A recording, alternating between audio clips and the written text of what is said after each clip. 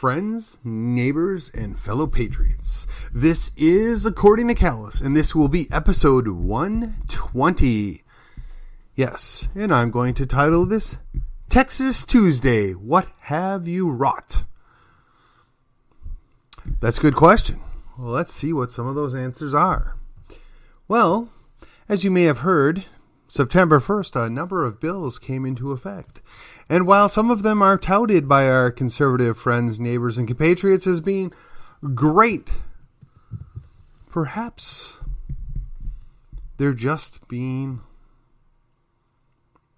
a little excited without realizing the full extent of what's at play. Let's dive in, shall we? Well, as you may have found out that the Wild Wild West has not yet returned. Yes, the so-called constitutional carry bill was signed and is now law in effect for a whopping 3 days, and I don't see people dying in the streets. I know, we're wholly disappointed about that. I mean, restraint works. Oh, no. Hey, but in other news, those rights that are now formally recognized, though in a limited form, and some of those limitations will become more apparent as the local and state law enforcement makes those apparent to you, and we still need to respect private property owners, just don't give them business. But you do have the ability to carry a firearm of your choice on your body without having to beg for permission from the nanny state. Cheers all around. Then they passed a number of other bills related to different kinds of holsters that are permissible, which, again, if I'm being recognized as having a pre-existing right to carry a firearm of my choice, I find it interesting that they then have to describe the means and method of which I can carry said firearm. Makes you think on that one, doesn't it? Well, apparently now they've passed a law similar to the one that was in Kansas, and the law has gone into effect basically stating that if you should create a suppressor, commonly referred to as a silencer, in the state of Texas, for use in the state of Texas, that federal law does not apply. Well, that's all well and good until the local ATF pay you a visit, arrest you, throw you in jail, or better yet, the FBI, and trample all your rights because you violated their federal law. And then, much like Kansas, where the state government refused to defend those very people that they claimed they were protecting. Now, fortunately, I believe we will get better representation out of our Attorney General in his office, but again, that's wishful thinking. Do you wish to put your life, your liberty, in the hands of another person just to make a statement? And maybe you do. And if you do, good on you. I appreciate that we have people bold enough to do that. But as for me, I just can't recommend that. I don't wish to roll the dice on a felony conviction, which they will then use to strip me of my ability to be represented. They will strip me of my ability, of my God-given rights to carry said firearms. We're going to need to do better than that. And that, of course, they also said that they were going to be a gun sanctuary state. Let's hope that they show up for that one at least. I mean, basically the scofflaw states in Washington, California, I guess Oregon, and Colorado pushed through some form of drug legalization while there was federal laws indicating that, that was a no-no, yet the feds did nothing about it. And honestly, I'm okay with it because there is this little thing known as states' rights and state sovereignty. And while you may personally not be enthusiastic about that, those states do determine what happens within their borders, notwithstanding what the feds may think, because the feds do not have any delegated authority through the Constitution to be involved in those things. Regardless if you're a federal supremacist or a judicial supremacist, a plain reading of the Constitution is clear that authority was not given to the federal government. And while federal laws are seen as the superior law, but that's only when they're acting within the bounds of the Constitution. So just because the feds pass a law that they have no authority to pass does not make their law superior, because they had no authority to do it in the first place. Even if SCOTUS should come down and say, well, yes, we feel they do have the ability to do that. No, that's not the way it works. But unfortunately, possession is 9/10 of the law, and right now the feds have possession and control of, shall we call it, the purse strings or the spines of several, if not most, of all the governors, including the pusillanimous governor that we have in Texas. Now,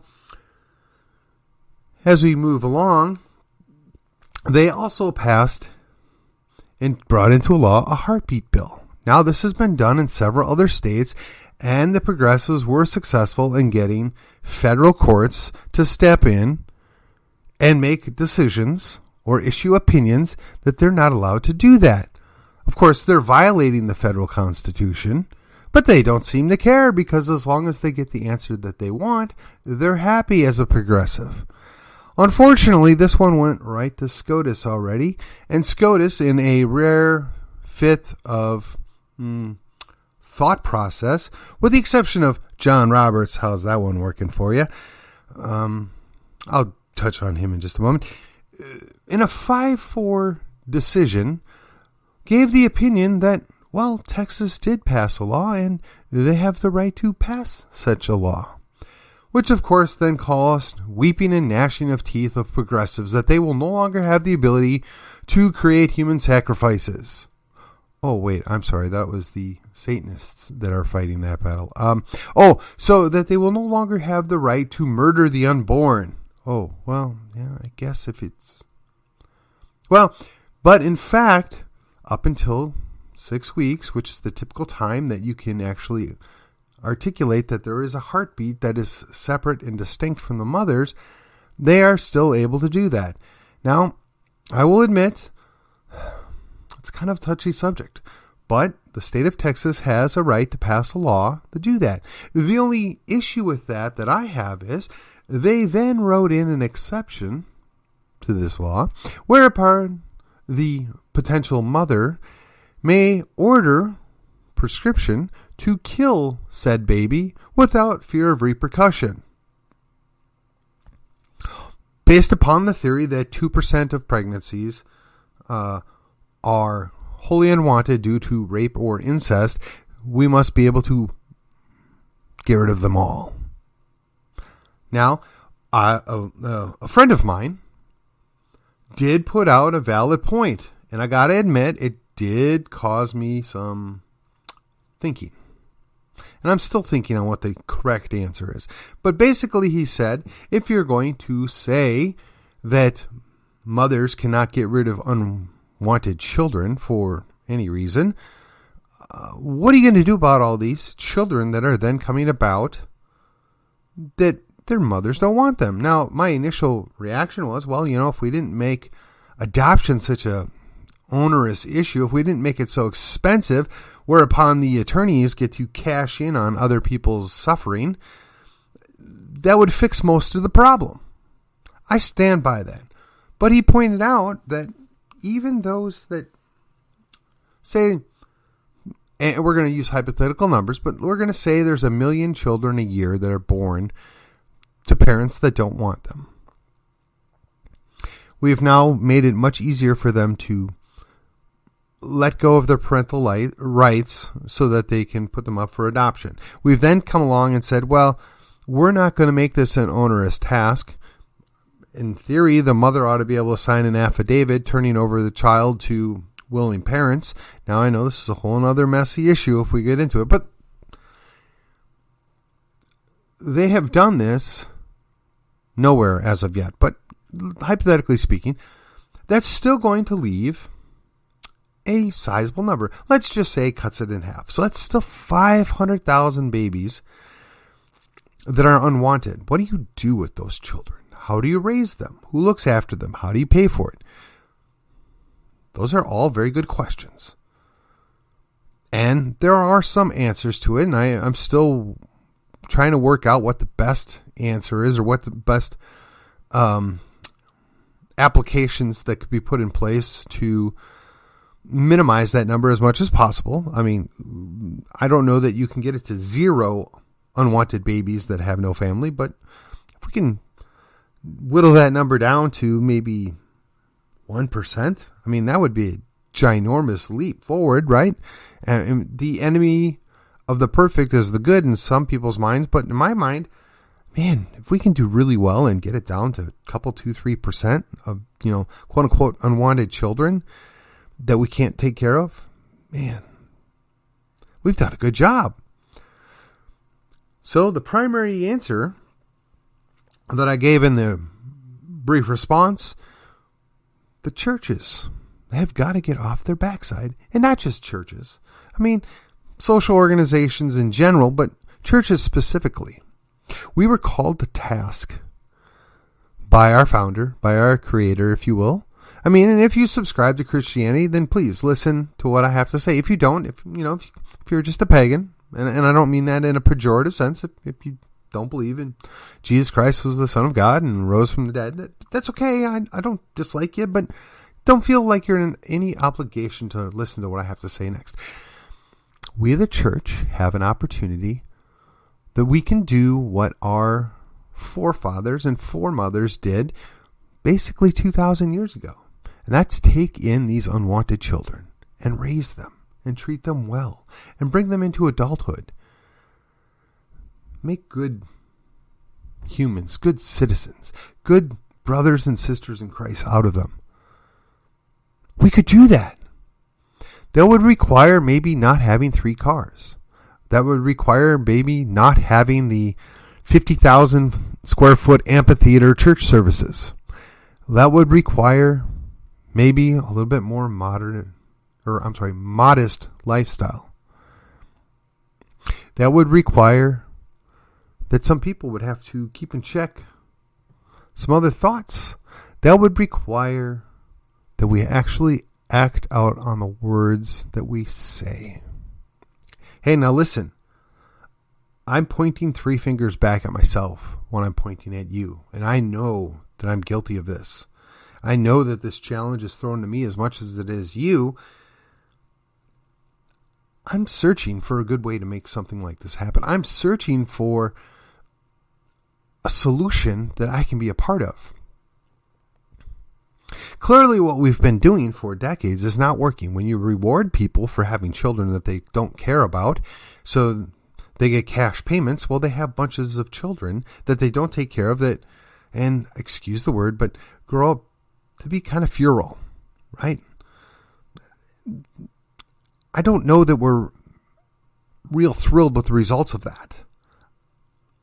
But the alternative is not kill them, to, puncture their brain and suck it out and then squash them up in little pieces and remove them from their mother's body before birth, or to pull them out in one piece that you can harvest organs and then sell it to the highest bidder. No, those are not good solutions. Again, perhaps the good is not the enemy of the perfect, any more than the perfect would be the enemy of the good.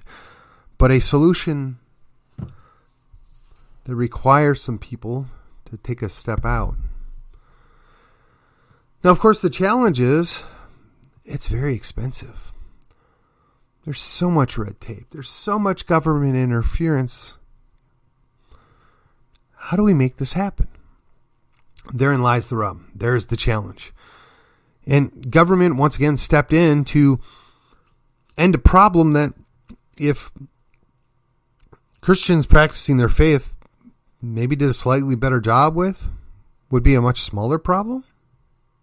Instead of relying on going to the ballot box, I don't know, maybe spending some more time on the soapbox, Maybe spending some more time chatting with people, reaching out to people. Maybe filling a grocery box. I don't know. I don't know what the answer is, but I'm just kind of caught between myself on this. I mean, granted, this is a Texas Tuesday. I'm excited because Texas took a leap of faith. Texas took and put the right foot forward. But we didn't do it because our governor was excited about it. We didn't do it because the lieutenant governor finally got behind something that he supports. No, we did it because we've been pressuring and pushing these guys in the Texas House and the Texas Senate for the better part of decades to act on these two issues. And they finally got around to doing it. And now some of these consequences or potential consequences are going to come to bear. Well, I'm fully confident that, 30% more people carrying firearms is not going to give us a 30% increase in dead bodies. I'm less enthusiastic about the idea that, now we're just going to have the abortion pill readily available for anybody that has bad behavior. That now we're going to make it perfectly permissible to provide chemical abortions at a young or undetermined age. I'm not really enthusiastic about the idea that 14-year-old girls are going to be taking high dose of different hormones to terminate pregnancies or potential pregnancies. I'm not enthusiastic about that. I'm even less enthusiastic about the idea that we might have, and I'm going to use the number that I threw out earlier, and I don't know if it's a fair number, but hypothetically, I'm not enthusiastic about the idea that we're going to have 1 million unwanted children every year. Especially with the current system that we have set up, that basically those people are put in the system. Those children are locked up and made wards of the state. They have no family. They have no upbringing. It's not a good situation. And I know there's plenty of good people that are trying to help the system and do their part. But are they a majority? Are they a plurality? Or are they just a small minority within the system that abuses all of us as citizens? I don't really know. I'm not comfortable making a blanket statement. I don't want to condemn a bunch of people for something that I'm not sure of. But certainly, if we're going to do this, somebody must have given some thought to what can we do about this. Now, I know once upon a time the churches ran orphanages and they ran schools where the children would basically come and live. And I would love for something like that to happen again. In fact, honestly, as a personal aside, it's kind of been a background dream of mine to be part of creating a school, an alternative school of sorts, where we take in people and we bring them up. We teach them skills and we teach them how to live and how to think for themselves. And I know, you religious fanatics, you don't want people to think for themselves. You want to train them up to only believe certain things. You know what? The two are not always opposed to each other. Yes, we want you to understand there's an objective truth. Yes, we want you to understand that this is what we believe, but we also want to treat you fairly, and we want to teach you scientific method. We want to teach you logic. We want to teach you how to think for your own self.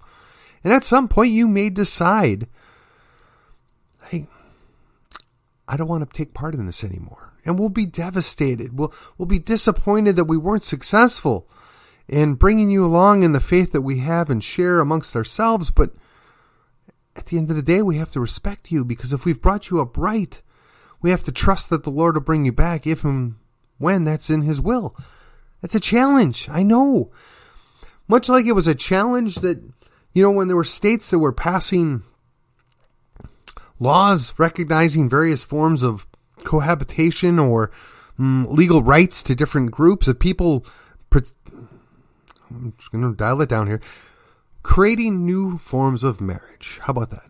And, conservatives, they got all worked up about it, and they just ran to the state and they said, well, how can we fix this? What can we do? And they gave us DOMA, where the federal government decided in their infinite wisdom that they were going to determine what marriage was. And they were going to give us a definition. And we were all so happy. When I say we, I really mean you guys out there, because we thought we solved the problem. We brought the federal government in defining what it is for a man and a woman to be married. And while that sounded good on the surface, it wholly backfired. How's that working for you now? Conservatives, please understand you cannot go to government to seek a solution. Christians, we need to remember that while we work with government and we respect government, government is not our salvation and government is not our friend. It's not our enemy always, but it's definitely not our friend. But we make the same mistakes over and over again because we refuse to learn from simple historical lessons that have been displayed time and time again. Yet, I fear, now that we've created this, we're going to run to government and say, oh, well, you need to bring back orphanages, or, well, you need to just expand the social state, or, oh, we need to just expand those benefits, the social safety net. No, that's our job. If you belong to a church, if you belong to a temple, if you belong to a synagogue, we know we're supposed to take care of our own. We're supposed to look after our extended family and our community. We have the understanding of what we're supposed to do. We just don't do it. Or if we do it, we're not doing it well. And it takes a lot of money. So, I mean, maybe Joel Osteen has one less jet. Maybe Rick Warren has one less mansion or spends a little less time in Davos. I don't know what the answer is. Those are just the two guys that like me poking fun of it most. I mean, I'm sure there's plenty of other little televangelists that, well, let's just say, are more concerned about lining their own pockets than they are taking care of their parishioners, in my opinion. And this is, after all, my opinion because it's my show. Clearly it is, according to Callis. And while I don't have any hatred to those folks, I just can't help but note the obvious. But again, we're supposed to be a light. Yet I think we put it under the bushel. I think we're not really doing what we set out to do. And every time we run to government to solve the problem, which is exactly what we did with the heartbeat bill, we create more problems, or we create a problem that we never even anticipated. I, for one, am not entirely satisfied with the idea that government has now determined you're a human if and only if you can hear a heartbeat. Because if that's the definition now, what's to stop it from next week? It being, well, you have to have certain discernible wave patterns in your brain. What's to determine that, well, you're not really a human unless you've got this latest update that we administer via a injection?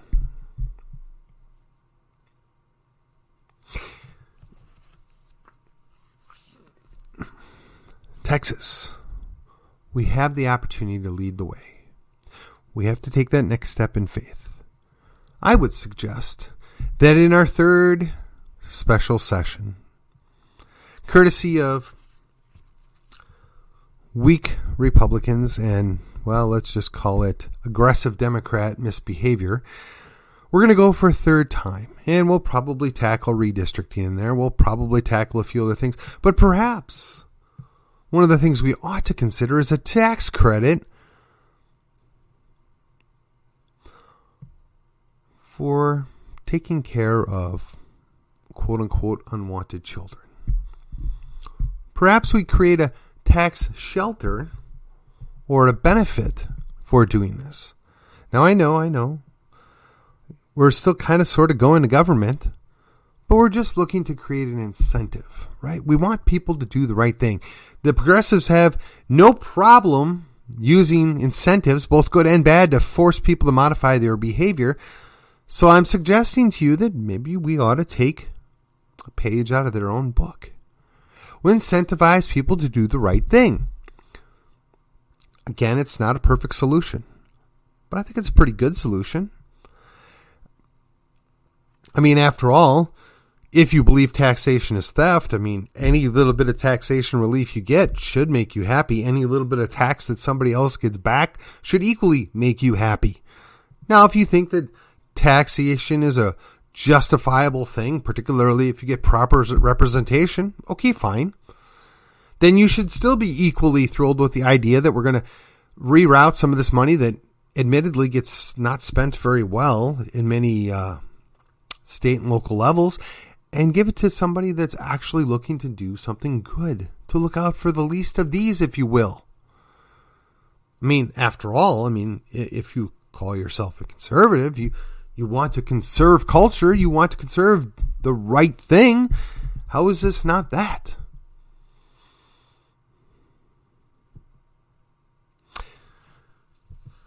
I'm going to have to do a follow-up on this. I'm going to have to spend some more time on the idea that conservatives keep setting themselves up for their own failure. But the reality is that Texas made a couple of good leaps forward. And while I'm not entirely certain what all came out of the so-called election integrity bill, they're pretty stoked about it. Those people that I listen to, if you will, that are in the elected office, they think it's going to make a difference. And I know there's some sections of our state that are oh so fearful that it's a Voters Restriction Act. Oh, please. You show some ID, you show up in person. If you can't show up in person, you can get a voter's mail-in ballot, but you have to meet certain criteria for that as well. And you still have the opportunity to drive in. Oh, and by the way, while they were at it, they expanded the hours in which the voting can take place, as well as the number of locations where it can take place. So voting is oh so powerful and oh so important to you. Perhaps you have to actually do a little something in order to make it happen. Perhaps you should be enthusiastic that your representation is actually going to be better because there will be less fraudulent votes counted. And you can say all you want, there's no fraud, but we know there is. There's many, many things in the pike, coming down the pipe, that are going to show us just how much fraud there is, both in Texas and the rest of the country. And you can gaslight, and you can throw up strongman arguments all you want, but we all know what we saw with our own eyes. That's why people acted in a foolish way January 6th. They no more want to overthrow a legitimate government than anybody else. But I got to tell you, the idea of having an illegitimate government kind of makes my blood boil. I just don't have absolute proof, and I don't know that we're ever going to have absolute proof. But boy, I suspect it. And man, is there evidence to suggest that's the case. But I have to stop short. Because I don't want a civil war. I want to maintain peace as long as humanly possible. I have no idea what that would bring, but I'm not foolish enough to wish that on anybody. And anybody that says they're on my team that calls for such a thing, man, I got to tell you, you really, really need to check got to check yourself, check your precepts, and check your six. Because you're more than likely being goaded into doing something very stupid by somebody that already works for the same government that you think you're going to overthrow or, quote, fix or reform. The only thing we can do is to stay active, stay vocal, stay involved, do what we can at the local level, and work our way up the chain. Perhaps if we can rein in the local tyrants, we'll have a better opportunity to rein in those medium-level tyrants. And through the doctrine of lesser magistrates, through the idea of interposition, perhaps then we can stop that high-level tyranny without having to actually fight it at a level that we've only seen once before in this country, at least in the last 150 years, and I have zero desire to ever revisit that again. And actually, to be quite honest, it's 160 years. But be that as it may, I ask you, if you enjoyed this episode, if you think that anything I had to say made you think, made you smile, maybe even made you a little cringe, maybe caused you to pause, maybe cheer on the inside. If you had any of those reactions, there's a button that says like. Press it. Maybe share it to one of your friends. I am on the cusp of hitting 2,000 downloads. Now, I have no idea how many people actually listen to this because a lot of people listen without ever downloading it. But it took me nearly 85 episodes to get to 1,000. And here I am at 120. It's 35 episodes later, and I'm about ready to hit 2,000. And I would love nothing more than have 2,000 episodes before I have to record the next one. I don't think that's a big goal. I don't think I'm asking for much. Share the show, like it. I'm not asking for anything else right now. I just want to build up the platform and expand the influence and the conversation. First in my hometown of McKinney, then in my county, Collin County, and then ultimately the state of Texas. Because the state of Texas is the last best option to save America. And you can love America all you want, but without Texas, we're in trouble. I call myself a Texian patriot. I stand by that, and I would love to stay a part of America as long as it makes sense. And if we do our part in Texas and we lead the way and we inspire those around us, perhaps we'll be successful in keeping that indivisible. And we do that by providing the liberty and justice for all that we all recite all the time. Even though I know darn good and well there's a whole lot of people that don't believe it or mean it. That, my friends, is According to Callus, and I will see you on the other side.